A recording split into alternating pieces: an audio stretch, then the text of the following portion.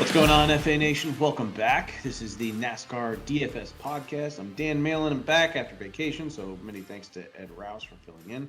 Joined as always by Matt Sells, the three-time FSWA NASCAR Writer of the Year. Matt, how are you? I feel like I haven't been on as much in the last few races for the podcast in particular, and we've had three non-playoff drivers get their first wins of the season, and it's just been pure chaos as I've been playing lighter. But how are you? Obviously, coming off another pretty crazy Bristol race. Yeah, Bristol was chaos to say the least. I mean, it's It always always been an is. element of chaos, but like this was nuts. The racing also wasn't great at Bristol either. It was, as Jeff Gluck's poll pointed out, it was basically the worst regular season race for Bristol since he did the poll. So that wasn't great. Was it Um, really that bad? I didn't see any of the Cup race or the Xfinity race because it wasn't on well, let's TV. put it this way: I don't remember off the top of my head a green flag pass for the lead Oh, in the Cup race. The only lead changes that happened were either on pit road or due to like chaos. Somebody can correct me if I'm wrong, but I don't seem to remember a green flag pass for the lead. If it was pretty early on as the track cooled in the nighttime. It was basically the leader could hold the lead. Like, congrats to Chris Buescher. Obviously, I'm not taking anything away from him, and winning the sword, which is a sweet trophy. But in Kyle Busch's engine blew up. Denny Hamlin had trouble. There was tire problems all night. Um, Brian Blaney's suspension got screwed up, and then they put him back out on track. And I also don't know what the hell Toyota was doing, by the way, by putting Christopher Bell and Bubba Wallace back on the track. Um, like, I don't, or sorry, not Christopher Bell, Ty Gibbs. I don't know what they were doing. Like, Ty Gibbs should not have gone back on the track. There was no reason for him to do that. And Bubba, I get it, that car is in for the owner playoffs, but it won last week. So, like, it didn't need to go back out there. And by those two guys going back on the track, they cost Kyle Busch a shot to make the next round hmm.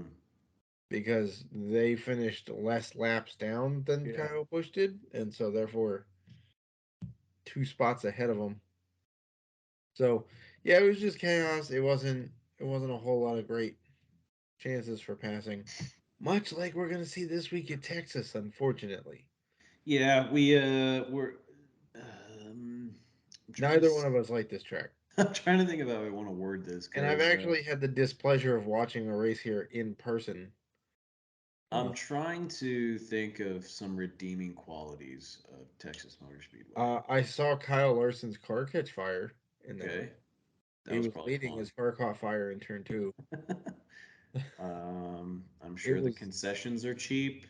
concessions are reasonably cheap. The parking's free. Yeah, That's that's nice. nice. Um, Um, what was I but I saying? will say getting out of the track is a disaster because the cops have the absolute worst flow of traffic getting out of that speedway. Um, look, it's Texas. NASCAR clearly knows it's not people's favorite track because they're systematically taking it off of the series schedules. If we notice for 2023, they've done a pretty good job of reducing trips to Texas. Um, but yeah, I mean, It's still gonna have a playoff race, right? yes, Hmm. each series has a playoff race at Texas Motor Speedway. Ugh. Unfortunately, Wait, although next I year? do feel that it's a little redeeming that the Cup Series All Star race goes back to North Wilkesboro because North Wilkesboro lost its date to Texas Motor Speedway originally on Well, the I'm Cup. pretty sure the trucks are off this weekend. They, yes, but I don't know about next year. Oh, okay. Yeah, then you're probably right. Anyway, Yeah, as you I can mean, look, see, it's a fast track. It is a high speed intermediate. They're gonna run the same tires here that they ran at Kansas 2 weeks ago. So maybe that helps some people who were good at Kansas a couple of weeks ago. But was it Kevin Harvick or Kyle Busch that once said about Texas Motor Speedway, the only, or Denny Hamlin maybe, the only way to improve it starts with a bulldozer? That that does sound like one of them. I would I put my think it was money on Hamlin Denny that may Hamlin. have Yeah. said it, but I might be misattributing the quote. But yeah, they basically said just start over Why with do they just keep coming back here? Do they really draw that much of a crowd? no, not really. They do because the company that owns it wants the TV money from Texas Motor Speedway. It's that simple. They get a lot of TV money for cup races that go there. So, So I um, guess so. How should our listeners or subs? How should they start DFS research this week, if any at all? Are you looking more at track history because obviously Texas underwent a pretty significant repave that a lot of people say ruined the track and produced some of the worst racing schedule each year, or are you looking at mile and a halfs from this year in particular with the new car? I'm basically kind of looking at a combination of both, right? I'm going to weight the intermediates from this year a little higher than track history. Um, because yeah, Texas Motor Speedway has changed quite a bit in the last 5, 6, 7 years. Um, and they keep putting down resin or PJ1 or whatever compound they want to put on there to artificially make another racing groove. But I'm going to look more this year at the intermediates. From this year, I'm going to disregard the All Star race there because obviously it was a partial field. It wasn't a real race. Um, so Even can't that count. race was a bit of a mess. Right. That race was a mess, and they're also not running the same tires this weekend that they ran at the All Star race. So Perfect. no notes. They're going no notes for this one, as the kids say.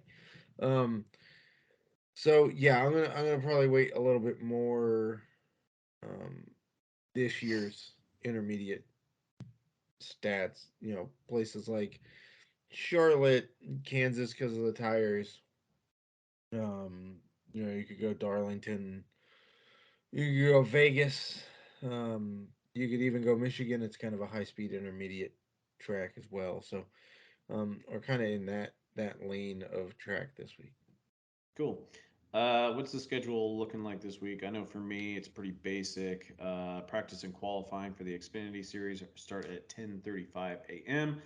I will do what I've normally been doing for these playbooks. I will have a pre-practice and qualifying write up out Saturday morning, and then I will have updates and core plays posted in the Discord. The updates will be in red in the Xfinity Series playbook. Again, I think I'm only doing 10 lineups, a dollar each in the happy hour contest for both series. And this is one of those races where it's like whether this is NFL season or not, it's just really hard to get excited about watching this race and then playing it from a DFS perspective. I agree. In terms of Cup schedule, they have practice at 12:35 p.m. Eastern on Saturday afternoon, and then they go right into qualifying, both of which are on USA. And I'm not sure that there's a time delay on this one, which is nice. Thanks NBC for time delaying stuff so you can show talking heads talking about EPL matches that nobody stateside really cares about. Um, and then the race for the Cup Series is 3:30 p.m. Eastern on Sunday. Scheduling note: I will be in and out a little bit on Sunday. My daughters have a fairly packed schedule that day. One of them is doing a fundraising run for her school. That's before the race, and then my other daughter has a soccer game that starts basically at the same time. Well, an hour after the race starts. So um, I might be being on Discord from my phone. I will have the. I will try my darndest to get the examples out early. If I don't, you might be getting examples from Dan here. That's Uh, me. so we'll see. Look, if the tone for this week's podcast sounds a little down, it's late in the week. It's Thursday night on a NFL week. Um, So we're a little tired to begin with. But B, it's look, it's hard to get excited about Texas. I don't want to tell you not to play it, but it's pretty hard to get excited about Texas. Um, Not to mention that every time we've had a long intermediate race this year, chaos has absolutely reigned. We've had tire issues, we've had engine failures, we've had terrible pit strategies. Um, so yeah, it makes it a little tough to kind of feel confident in the DFS picks. All right. Well, let's just take a look at what we have. Obviously, the usual suspects are top the board. Denny Hamlin is the most expensive driver at 10,800. Kyle Larson 10,700. Five drivers overall are over $10,000. And honestly, um, Ross Chastain is not in this group. He's had some decent finishes at Bristol and Kansas, but he's down to 9,200 at this point. A much more palatable price tag for Ross Chastain. But among the drivers that are 10K and over, it's Hamlin, Larson, Elliott, Bell, Kyle Busch, three JGR drivers, two HMS drivers. Who is your favorite of this group before practice and qualifying? Probably Hamlin for me. Really? Yeah.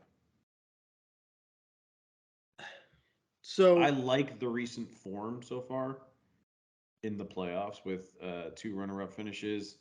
I understand like variety of tracks, but I mean he was second at Darlington and Kansas. yeah, I mean that's true. My only downside to Hamlin is he's not dominating races like I would like to see for a guy in this price range. Is he bringing back value at this price? Yes, he has been. Right? He put up 62 at Darlington and 70 at Kansas, but 23 of those 70 came from place differential. Mm-hmm. So if let's say he starts top five and finishes runner up, you're talking about 50 points on an $11,000 salary. That's a different scenario, right? Um, so that's my only downside to Hamlin is that he has yet to really dominate a race. He did at Nashville, but 114 laps there. Um, and had a pretty good race at Dover, but outside of that, he hasn't topped 40 laps led aside What from. about the fact that um, between Kansas and Darlington, with only leading 6 laps, he did have 34 fastest laps, and again was still runner up. Yeah, I mean, look, he's been consistent, right? There was a stat going into last week's race that if you take out the major incidents, that over like the last 2 months, Denny Hamlin had an average finish of 3.2. It's pretty impressive. He's deserving of the highest one. He's also had a pretty decent run at Texas previously, but my favorite, I would have to say, in this group is split between. I would have to say Kyle Busch and probably C Bell. Okay. Um, Bush has three straight finishes, four of his last five outside the top 25. Yeah, two of those were engine failures. Exactly. Like, who's to say that can't happen again? I And mean, he's also out of the playoffs now. He's on his way out of JGR. How does he even care about the rest of the season? I think he does. A and B. Not a single playoff driver has won a playoff race yet. Not a Yeah, but single playoff. Not any of the three Denny's been playoff races close. were won by playoff drivers. So, like, So now that he's not a playoff driver, you think that increases his chances? I mean, it's a small sample size, but Ugh. it's held up. Look, before his engine is blown, Kyle Busch has had very good speed. Oh, he's always had speed. Like I always feel good about that car showing up to a track, but I don't even feel good about Kyle Busch in cash games anymore because you just look at where he's finishing in some races and like he's got he does have a win this year. He had uh, between Charlotte and Gateway, he had back-to-back runner-up finishes. Plenty of top fives, but at the same time, he's finished 34th last week, 26th at Kansas, 30th at Darlington, 32nd at Watkins Glen, 36th at Michigan. Like he's all over the place. Yeah, I'm not saying he's a cash game play. I'm just saying if the engine holds up at a track he's done well at previously, at a distance that he has had speed at this year, I will take the $800 savings on his teammate and I will go with Kyle. Because at this point, you're going to get him as a free square because basically nobody wants to play him for fear that his engine blows up. I don't think he's that much of a free square unless he's offering PD. No, I mean in terms of leverage. Yeah, I don't know. I don't know if we apply the free square term to leverage plays. If you want a shot in a GPP, yeah. Especially when he's $10,000. Like I just don't know if he's a free square at this price tag. If he goes off and you're the only one playing him, then it's worked in your favor. I get it. Yeah, I mean, I'm gonna play him. If I'm playing 10 laps, I'm probably gonna have him in at least two of them. I just can't say with complete certainty that I'm ecstatic about this. Okay. I mean, I mean, my it's fine if other we disagree. It rarely happens that we disagree. my other argument is if you don't like Kyle Busch because his engines had problems, and you don't like MTJ because he's also had craptastic luck with engines and whatnot, what's stopping Denny's from having a problem? In the same garage, same manufacturer, same parts. I don't know, like just based on what I've seen, like is Denny managing his better? I don't know, man. A complete engine blow up at Bristol is a freak thing. Um, Part of aside me from wonders if they've sabotaged it. what's Like if they that? sabotaged it last week because of the RCR announcement. I'm sorry, I missed what you said. I said part of me wonders if JGR sabotaged Kyle Busch's last week because of the RCR announcement. I don't think they would do that. That's quite the conspiracy theory. Oh man. Um, NASCAR's pretty petty, I man. will say that some of Kyle Busch's comments, especially regarding racing in IndyCar, were directed directly at Joe Gibbs and how Richard Childress will let him do it, and his old boss wouldn't. Yeah. I, look, I think there's more bad blood between JGR and Kyle Busch than people want to let on. And I just find it odd that at his best racetrack, in the middle of a great run, his engine magically blows up when you never see it at Bristol. I don't New know. car, man. I like the Naspiracies, as our buddies at Garage Guys like to say. All right, we've talked Hamlin, we've talked Kyle Busch. What about Christopher Bell? I Three like straight him. finishes in the top five, $10,300. He was Um, right up there with Kyle Busch for me. Look, Larson is either going to catch fire or win. I mean, That's what happens with him at Texas. Chase Elliott's had a yeah. bad run of playoff races. Um, and while it's hard to ignore that he was the leader in points in the regular season, he's not exactly dominated for a little while. Look, I don't know. The Hendrick guys are kind of hit and miss. I'd rather, if I'm going to go with Hendrick, I'd rather go with Byron or Bowman. But I'll go see Well, I Bell. can get behind that. I have no problem, especially ever since you kind of pulled back the curtain on how HMS was treating Byron's car as kind of like a practice vehicle. They were experimenting with it. Since the playoffs started, he's finished eighth, sixth, and third. He's got 38 fastest laps over those three races. He led 50 laps at Darlington. So I mean, they're no longer experimenting. They're nailing the setup for Woods. Oh, for sure. They seem to be experimenting with Elliott though, because that guy's been all over the place in the last few races.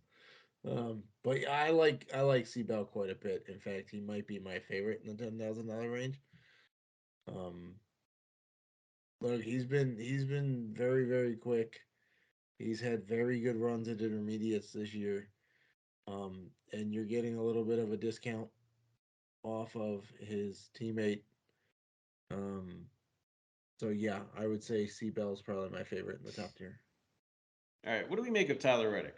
I actually think that the guy that's coming to take his car and Reddick are kind of in similar situations. They're both out of the playoff picture now. Reddick is being moved to a third chartered car. Clearly, it's going to be an awkward year for Tyler Reddick next year. How much motivation does he have as kind of Yeah, a he doesn't lane? even get his crew chief. Yeah, like he's moving to like a tertiary team for RCR. I You would know, guess it'd be the 29 if I had to take a guess. I think it's the 29. like what are we doing with Tyler Reddick? He's 9,400. I still think there's some win equity because I don't believe he's the kind of guy that just will go out there and really mail it in. But 9,400, I don't know what to do here unless he's. I don't even know how contrarian he could be. I'm not sure he's going to be that contrarian. I mean, he was pretty good at Charlotte, which is usually a good comp for Texas. He led some laps at Kansas before going backwards in both of those races. Um, he was wicked fast at Kansas two weeks ago, and then he just got squirrely loose, and it ended his day. Um, so yeah, I'm with you. I'm not sure he's that contrarian. Um, I don't know if people are gonna look past him because you got Ryan Blaney at 9,600 who won at Texas in the All Star race. Granted, it's the All Star race, doesn't really hold any weight. I'm just saying that a bunch of people are gonna go, well, Blaney's fast everywhere and play him, um, or drop down and play Byron. So he might get lost a little bit in the shuffle, but I don't think he's contrarian. Okay. What about Kevin Harvick? Pretty decent history from what I can gather at Texas. Yeah, he's Very got good a history, actually. yeah, Very good history. yes, he's got a very good history. He's won here a couple of times. In fact, if I'm not, did he win here last year? Did he win this race last year? I don't think he won this race. I thought he went winless last year. 2 years ago, then? Maybe Texas. let's see. He won here in 2019, 2018, 2017, Okay, all in the fall. okay, so he does like the fall race here. He just doesn't. Even last year, he finished fifth. The heck won it last year? It It wasn't wasn't Austin like Dillon. It Austin was Dillon, was Kyle Larson. I heard he had a pretty good year last year. it? um, yeah, it was Kyle Larson, and A then he won. 150 driver rating in that race. Yeah, that's pretty good. In fact, that's the best you can get. So pretty good. He won. Yeah, Larson won 3 of the last 4 races last year. So that was 4 of the last 5 races last year, actually. Yeah, Harvick has a very good history here. I mean, he's out of the playoff now, obviously. Um, so does the argument for Kyle Busch stand with Kevin Harvick? He had a terrible first 3 races of the playoffs. Well, I can at least lean on the fact that Kevin Harvick is a much easier price tag to swallow. He's only 8,700. I He's mean, barely above the average price tag. There's a little win equity here, and same kind of boat. Yes, he's had a rough start to the playoffs, but overall, I'll take the discount on Harvick because at least I feel like he still has plenty to go for. Is he still in the playoff picture? no.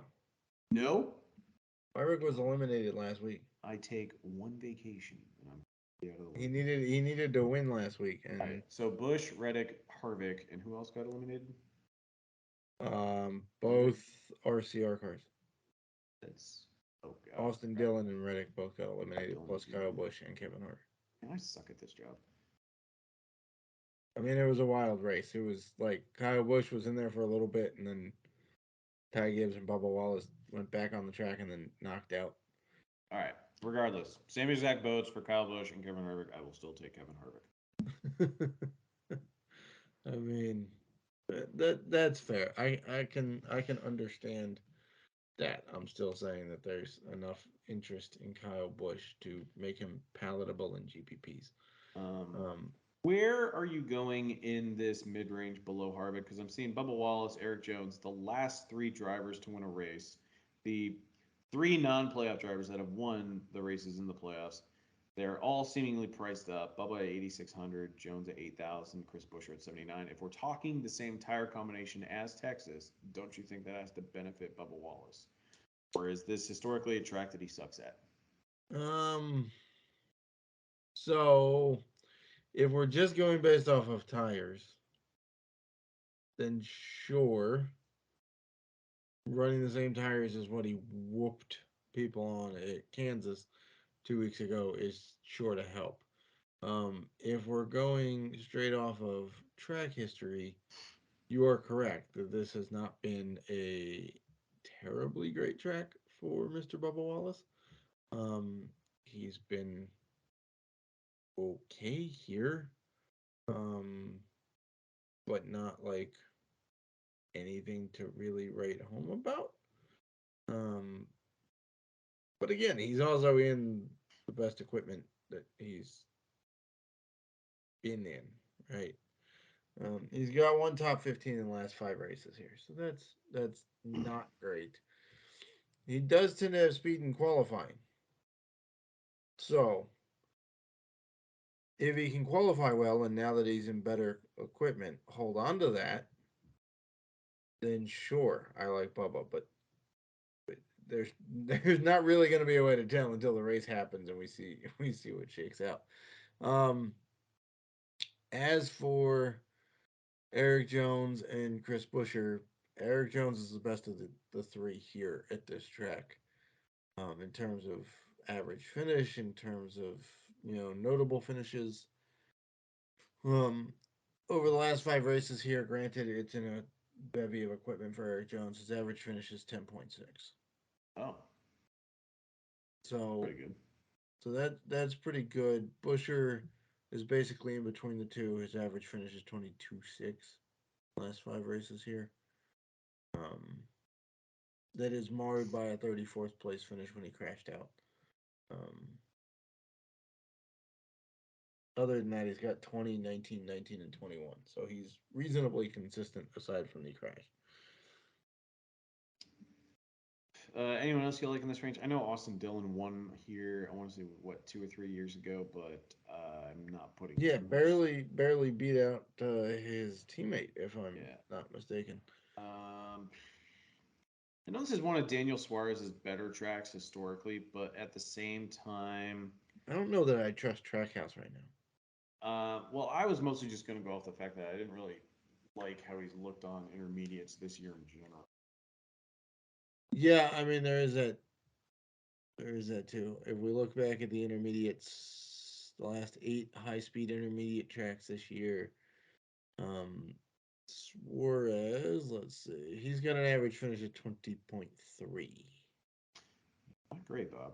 Not great, Bob. No. We want to compare that with Ross Chastain. He's at 16.9. So it's not like there's a huge advantage here. Um, and by the way, if we're talking about Bubba Wallace, still it's 15-1 for him on intermediates. So, um, yeah, I don't know. I haven't been that much on Daniel Suarez of late. I just think Trackhouse has kind of been leveled up a little bit. Like they had speed early in the year, and I think everybody kind of caught on to it. Okay. And Trackhouse did not make the next adjustment. Um, that being said, he's still in the playoffs, so you know. And Texas has been traditionally a better track for Suarez. He's got 3 top 10s in the last 5 races, including back-to-back top 3 finishes. Not those are the first of the 5, not the current, Right. the last of the 5. But Um, I don't know. I guess it'll come down to what he looks like, but right now I'm not as high on him as say Bubba or Bowman or Eric Jones or even Busher. Can you possibly rally around Ty Gibbs at just 7,000 on DraftKings? We were talking about comparable tracks. He was 15th at Darlington. At Michigan, he grabbed his first top 10 of his career. Really, it's been his only top 10 so far, but he's still kind of getting used to the next gen car. But overall, I think this is a perfectly reasonable price tag for a guy who could go out and finish as top Toyota, maybe, or maybe get another top 10. Yeah, I've seen some folks betting the top Toyota line on him. I mean, I may do it because it was the last time I checked, it was actually decently long, Last time especially. I checked on DraftKings Sportsbook, it was 25 to 1. Let's see what it's at right now in a live check it here. Yeah, it's 25 to 1. But look, out of a stable of 6 cars, that's decently long. Right? Yeah. It's not as great as it I was mean, earlier Bubba in the week. It is was like next at 9 to 1. yeah, I did see it at like 45 to 1 when it opened, which seemed insane to me. Um, but like for example, the 25 to 1 for Ty Gibbs' top Toyota would put him in line with Eric Almirola and Chase Briscoe and Brad Keselowski for top Ford. And it would put him in line with, well, nobody's 25 to 1 in the Chevy camp. It goes from Suarez at 15 to 1 to Eric Jones to at 50 to 1. So I guess the question is, if you believe in Ty Gibbs' talent, then you're betting him at a pretty reasonable rate. And if you think JGR is going to continue to have problems, then he's only really got to beat a couple other guys. So I would say he's probably worth it at 7,000. Look, I'm not really terribly excited about the guys that are around him either. Like, not all that excited about Almirola. I don't know what to do with Keselowski this week. Stenhouse tried to screw us over 2 weeks ago, even before the flipping race started. Um, You can get McDowell. behind McDowell. Why? You can probably get behind McDowell. Probably. I mean, I look, mean, for a guy who's 6,400 and he has he's a got three straight top dozen 16 top 10, finishes. Yeah, okay, but now we're also talking about $600 cheaper than Ty Gibbs, which is a pretty decent drop down. So like you could probably play Gibbs and McDowell together and still get a yeah, pretty decent. you can get those two together and you'll have 36,600 for your last four drivers. Yeah, that's what about nine that just over 9,000. Over 9,000 per. It's 91.50. Yeah. So if you go with, let's just game this out. If you go with McDowell and Gibbs, and then we say we want to go with Seabell, and we both liked Byron, and we both liked Harvick. That leaves you 8,500 for your last spot. Gives you Bowman or Suarez or Jones or Busher. And then from there, you just, well, I mean, Go Jones. my natural instinct is just to say, like, just get who's offering the most PD, but then at the same time, well, you're just exposing yourself to a chalk play that could easily bust. Right, chalk and NASCAR hasn't gone well together this year for sure. It almost busts all the time. Except in the truck race at Bristol, where the guy who started at the back of the pack finished second. Wait, who's that? Chandler Smith? Is it Yeah. John Hunter? All right. So we've talked about how we're not excited overly about this race, but we have also said it's difficult to pass here. In terms of roster construction, how deep into the field are you willing to go, or how many PD plays are you willing to stack? Because my mindset this year, especially of late, has been the PD is presenting itself to me. I will take it. but it's got to be a guy that I feel great about the equipment and I feel good about the driver.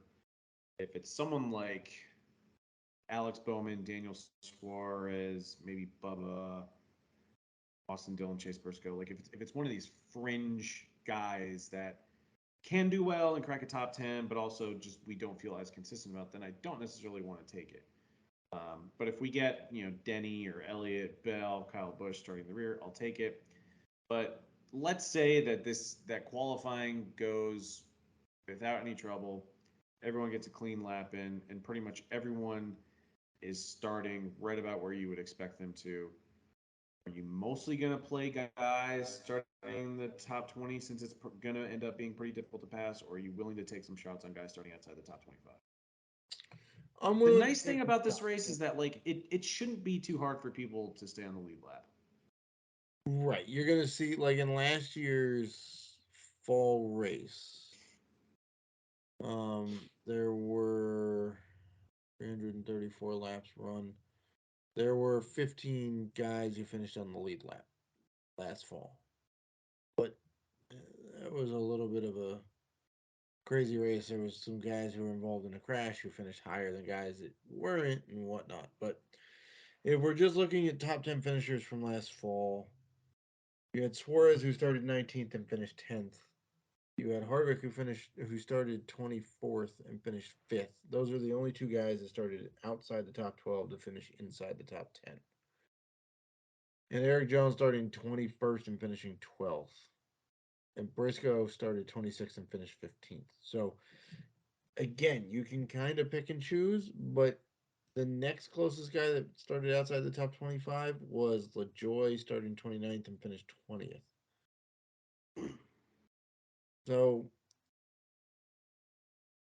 like, you can pass here, but it is challenging, and once you get inside the top 10, it's much harder to do.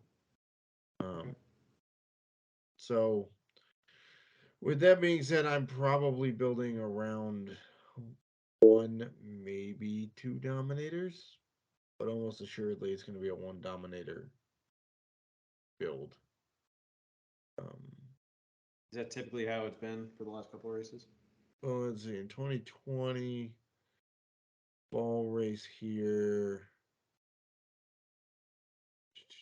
How many laps led did Mr. Kyle Busch have? So Kyle Busch in the fall race in 2020 led 90 laps.